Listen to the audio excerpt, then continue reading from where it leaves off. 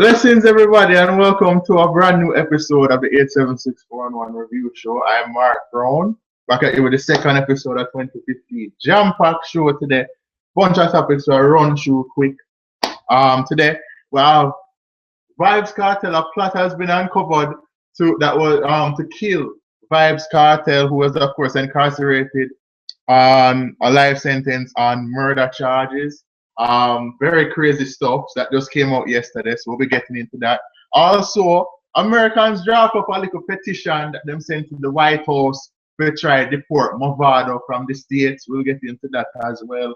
Also, some drama going on within the dancehall ranks between Aishana and a next female artist who you may or may not have heard of, depending on how much you listen. So we'll get into that as well. Also, Magnum Kings and Queens tonight at debut. So the audition shows have come on different twists this year, so we'll get into that.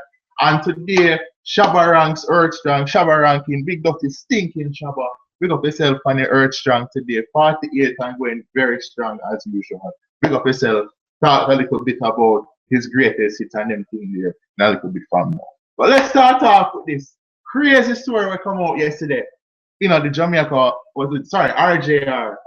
About Vybz Kartel. Apparently, there was a plot that was uncovered by law enforcement officials, by wardens at the Horizon Remand Center, where Kartel is serving his life sentence right now, and the murder charge that he was convicted of for the killing of Clive Lizard Williams back in 2011. So apparently, this ancillary worker now must team up with this one of Kartel's fellow inmates at the facility, right?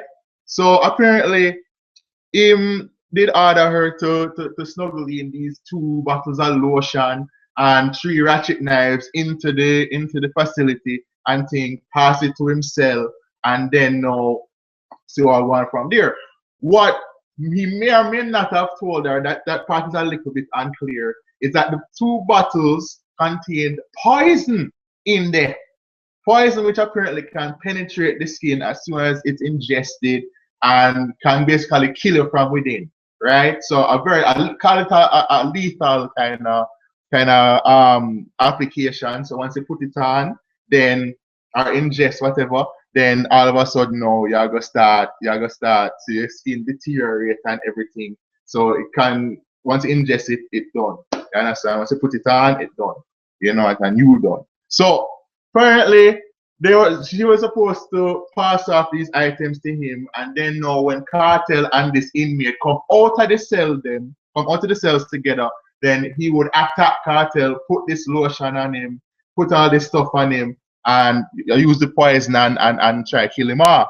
Now, word of this got out. Apparently, the wardens got to this ancillary worker, held her up after they found these items at another part of the facility, question her, and she confessed to the whole thing. Say, yeah, I was going partying. Now, first of all, how she get it through security, I have no idea, because security will check all of these things that coming into the prison, make sure everything live with them, that is nothing harmful, nothing, because you have to be very strict when you run a prison, plain and simple. So I don't know how you get by security, but apparently, yeah, she confessed to it, and now she's being investigated further. She's been taken into custody and all of these things about the whole matter. I'm going to look on it and I say, I'm not surprised, because Kartel is such a figure now, he's a beloved figure to some, a very hated figure to others, and I figure that a lot of the people who hate him, some of them are behind those prison walls with him. So them probably look on Kartel and say, boy, I hear that this, man, I'm tired of seeing him face. More get rid of him. No, you see what I'm saying? We can't stand him, and all them things there. So I am sure there are a good amount of people in that prison that don't like him. Whether it be because of his persona, because of the road that he has taken and whatever. People may look on him the same way. You know what I mean? And say, boy, when I like him, just want to get rid of him. So you look on it and I say it's not surprising, as I said, because this is a man who is such a polarizing personality wherever he goes, that he can rub it the wrong way just as easily as he can dry it into liking. So It's one of those things. So I'm have to watch him back at prison now because prison has a better roses and him is around a bag of people in prison who do as bad or worse than he has done. You understand? Although murder, of course, is a very serious thing. But you have other murderers and all sorts of heinous criminals in there as well who say, my cartel no bad, we prove to him so better than him and rare, because prison, as much as it is to try and rehabilitate, it's also kind of a you know, the beast of the jungle. Everybody are trying to survive, everybody vexing them in there. So of course I'm gonna look after the biggest dog, and the biggest dog in there right now is him. You understand, as far as celebrities go. So it's not a surprise that this happened and them thing there. But one thing I do want, I hope the Jamaican media does this at some point soon, is I would love if they could get a jailhouse interview with Vybz Kartel, just so we can know what his state of mind is. We get all of these press releases, you know, the person who always use him Twitter apparently, the person who helped ghostwrite his book, Voice of the Jamaican Ghetto, running that account and always giving us those updates on how the teacher do it. You hear all these things, but what I know from the teacher, what I know from the world boss, how it feel behind prison, you know, how him surviving, how him look like, is he slimming down, is he gaining weight? Last we saw him was a picture I brought up last week with him, Shorty, and his kids. They were celebrating their children's birthday and things. So apparently they let the kids and Shorty in the prison and get to visit, have a happy birthday and them thing there, and everything they go well with that. I would love to see Kartel just, you know, face up in front of the camera and tell the people them, oh, am I do Wagwan? Does he feel like he's being wrongly treated? Of course, there's an appeal going, so obviously he's very much not happy with the decision.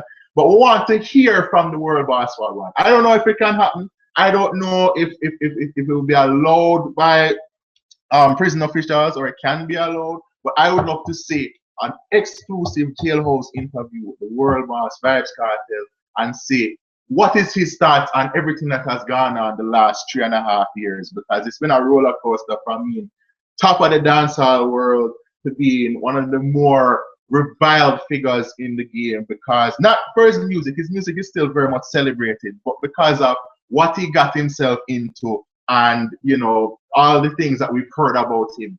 What has gone on, what has also gone on with his former proteges, what he thinks of them. We would love to hear this. So I am imploring the Jamaican media, if this is possible by any means, please, we would love to see a jailhouse interview. Whether it be in person, if it's on the phone, we'd love to hear Kartel speak his side of the story, because we have not heard from him directly really since he went to jail, and that is something that we would love to hear. This is state of mind. I mean, no say tough in there. He might go on and say, yo, me a talk na soldier, me can read about. But when I serve life in prison and you deal with a bunch of people in there who do really heinous things and convicted for murder and things like you were, boy, it's tough to survive in there. So you know, say I find it too far to remand for himself. So we'd love to see that. We'd love to see hear from him more and see what going on. So Jamaica made that so I can do back home, because I would love to see that. Alright, so from Kartel to his former foe/friend, because they make up long time, Mavado. No, apparently some person up in Maryland, I believe it was, decided to draft up a petition and send to the White House. I know so the White House have this website where you can go and just start up any petition you want about anything where you feel is an injustice or anything, a cause, anything like that. So we the people.com have this, which is the name of the petition website, have this website saying they want Mavado deported, saying that he has a criminal record back in Jamaica and he shouldn't have been allowed here in the first place because he was convicted of assault a couple of years ago, if you remember. And also they bring up 2 links which puts it to the story, because if you remember a couple of years ago, there was this this US embassy official in Kingston who apparently took some, you know, backstage passes, watches, all these kind of gifts and improprieties and thing, allegedly because Mavado was trying to get his visa back, and he used these things to try and coax him into getting the process sorted out for himself and go over there. So basically bribing him. You understand? Now, he was sent to prison. This guy, David Rainsberger, the embassy official, was sent to prison, and Mavado, he wasn't implicated, charged with nothing. Rainsberger served a year in jail after he pled guilty to taking, bribes and them thing there. Mavado no get none. We don't hear nothing with that case, but Mavado go, he seems to be, all clear with that for now. But the petition was based on that, and them say no, Mavado for go yard, it should not be here. You know what I mean? People who have done much more, much less, get deported. Why should he get the privileges because he's such a celebrity and whatever.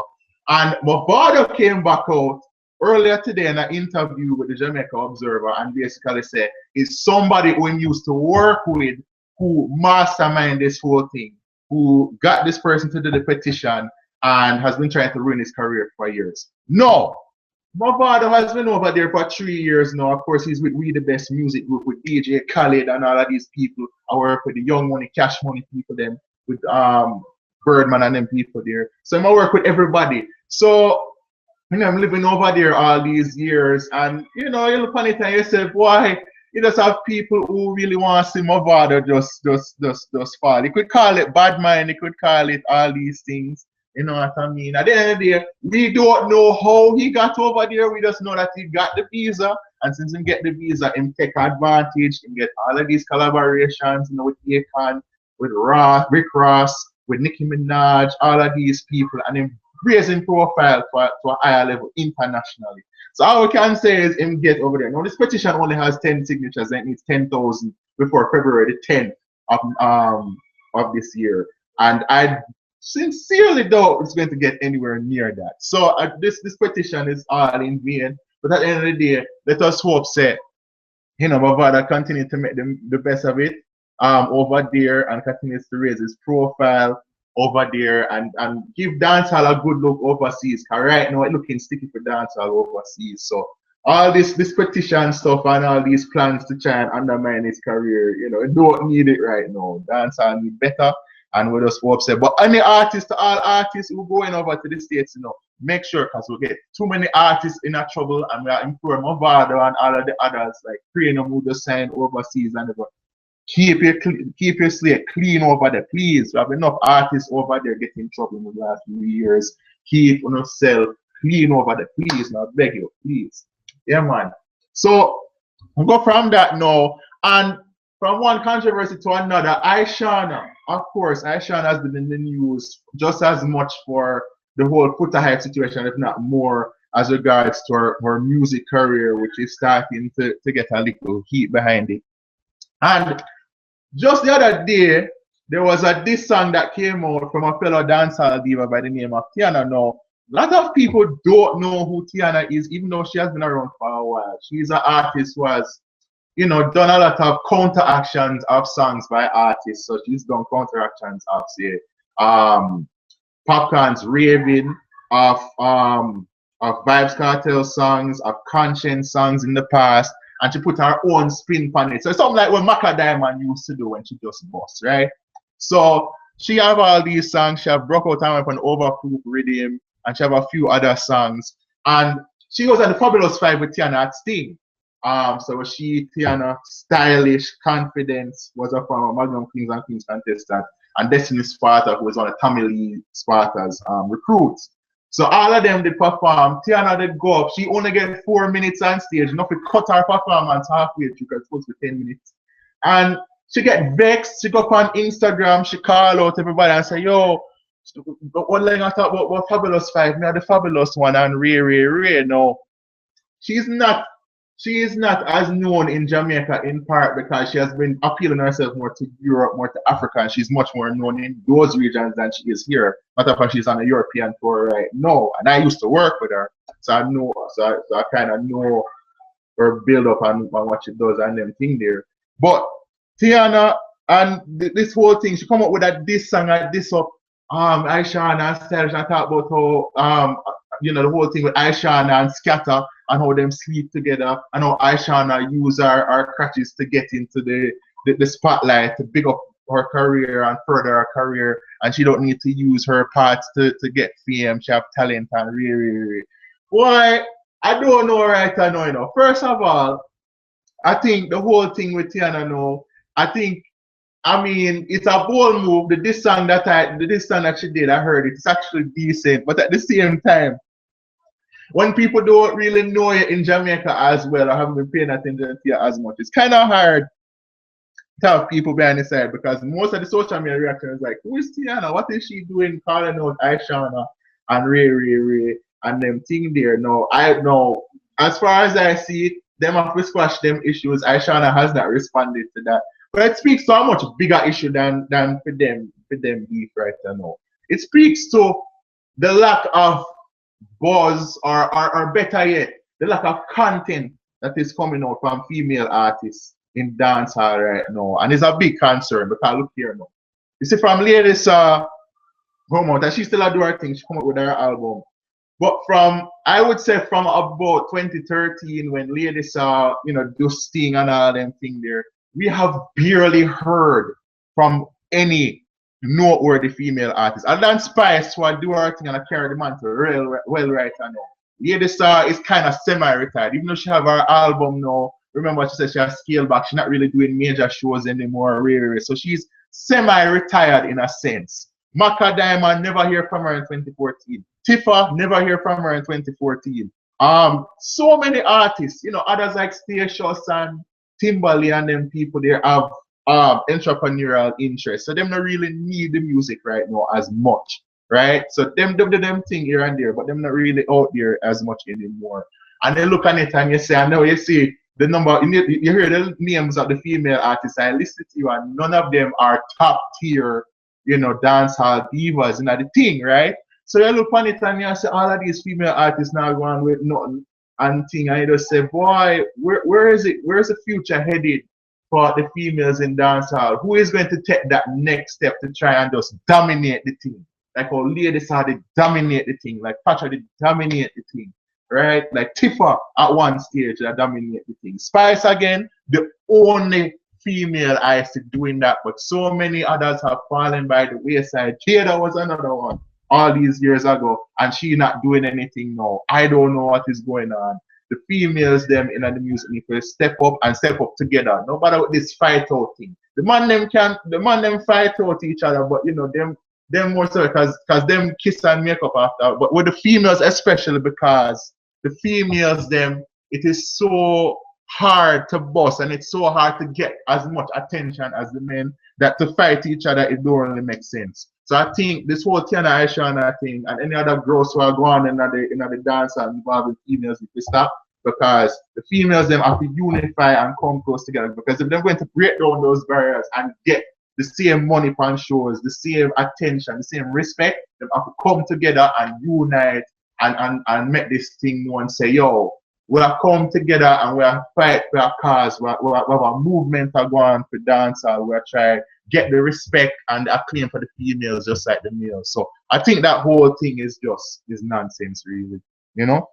So tonight is the start of Magnum Kings and Queens Season 8, the audition show. First of two, there's one this week, one next week Saturday, and then the live show start on the 30th of January. So this year, Magnum Kings and Queens did a little bit differently. They decided not only to go the usual stops across Jamaica and try to find them talent. They also went to Trinidad and Tobago, which I found very interesting for a couple of reasons. One, because the whole issue with us and Trinidad already, really. But the other reason is, now look on it and I say, so they've got to Trinidad, them go to Port of Spain looking for new talent and whatnot. And I'm saying to myself, this actually looks bad for Jamaica in a sense because if you have to go to Trinidad to try and fill out your 28 competitors for this season to see who will be the next king and the next queen, the Magnum King or Queen of Dancehall, doesn't that make it look like the talent pool in Jamaica is not that strong anymore? I mean, it's been that way for years and nobody not really talk about it as such, but you look at it and you say, well, if you have to go to Trinidad, you have to go to around the Caribbean. Yes, I understand the increasing international fan base. You're trying to, get people from all over the world investing in the product and show us that dancehall is not just a Jamaican thing. It's the all-round thing. You understand? You want to involve other people from the Caribbean. And who knows, maybe North America at some point. But at the same time, You look at it and you say, boy, I don't know. It look bad for Jamaica when they show up on a show like this, the premier talent show in Jamaica have to go abroad for talent. It look away still because it look like say the pool in the talent pool, the young artists them in a Jamaica will try and make it. Them just not cut it for people. Them just not cut it for the judges. Them just not cut it for the producer them. And I don't know. And what a way if a Trinidadian end up win this competition. Yo, no people in Jamaica would have shame enough. No people would have shame. This right here, no sir, you have to defend it, Jamaica. All the Jamaicans them from Magnum Kings and Queens. Because if a Trinidadian come and win that, no. Boy, it look away for the future dancehall in Jamaica because young artists them that boy say, when I look and say, boy, look at all of this, me try hard and thing. And maybe it's a case of them not trying hard enough or just not being good enough. And it's kind of a combination of both right now. So, boy, defend the thing, Jamaican artists, I beg you, because if the Trinity them come take over the thing now, boy, look away for the future. So, we saw how that go and we see how the shows go. Last year's the Magnum Kings and Queens didn't really catch my eye, but I'm hoping to catch more of it this year. And we'll be keeping tabs as the show goes along and things. So, we'll go with that. Finally, today, big up again, Shabba Ranks. Big up his thinking, Shabba, on him Earth Strong today. 48 years strong, one of the greatest dancehall artists of them all. You understand? One of this thing from the 80s. You don't know, win 2 Grammys in the 90s, put Jamaican dancehall on the international map, all these things. You know, Shabba is one of my favorite artists because not just because of his music, not just because of his willingness to take the extra mile to draw people in and not by using gimmicks, by just using lyrics, by just using talent. Because I'm not have the look. Everybody call him, you know, ugly and this and that. But I'm just use what I'm have and then dry in the unique voice, the swagger, everything like that. But it's intellect. Nobody, I don't think I have a more favorite artist to listen to in interviews than Shabba Ranks, but I'm always deep with the meds. I'm always deep with the meds. I'm always looking beyond the thing. I look out for young artists. I look out for him. When veteran artists them and them always keep the thing 100. Now create Shabba Ranks from intellect in this dancehall because he's a real emperor. When I'm saying him is an emperor, he's a real emperor, he's a real leader for the generation. You understand? So big up Shabba Ranks. There's so many songs that we could go through. Trailer, Lord, Bedroom, Bully, and thing. And you know, there's just a litany of songs we could go back to. The collaborations that he used to have, collaborated with like that KRS-One, big hip hop artist, and so many others. I mean, this is a man who paved the way for the likes of a Bounty Killer, a Vybz Kartel, such an inspiration for a lot of artists, and we have to give him thanks. What is your favorite Shabba Ranks song? Please comment on YouTube. Tell us what your favorite Shabba Ranks song is and thing. Of course, we posted Trailer Loader Girl not too long ago on the Facebook page. Trust me, there's so much material from Shabba Ranks that we look at. And he's still doing this thing. Of course, he did his Subfest performance 2 years ago. I would love to see him at Sting. Ling, if you want to draw back people into Sting and get people invested like how some of the other big artists them now want to come, bring Shabba Ranks back. You see what the success rate they get with Supercat when Supercat come back. Everybody wants to see how him look after all these years and not being in Jamaica and have the beard and everything like that and Andre and him still are doing things, still LP and him still have the boss kind of look. We want the same thing with Shabba. Bring Shabba Ranks to Sting 2015. That would have been great. I would love to see him come back to it. He made his name at Sting in the early 90s. You understand? With the clashes and them thing there. So Shabba Ranks would be a great addition to a show like that and would really draw interest back into the show. That would be great to see. I would love to see him. Who knows? Maybe he and Ninja Man might come. You know, they've had issues in the past and everything there, but them cool and everything now from what I understand. So, you know, Ninja Man, Shabba Ranks, them two there on stage together, I would love to see that. So hopefully Len can draw them in, make that happen and thing, and we'll get to say legends in the making or legends who have already been made on the show.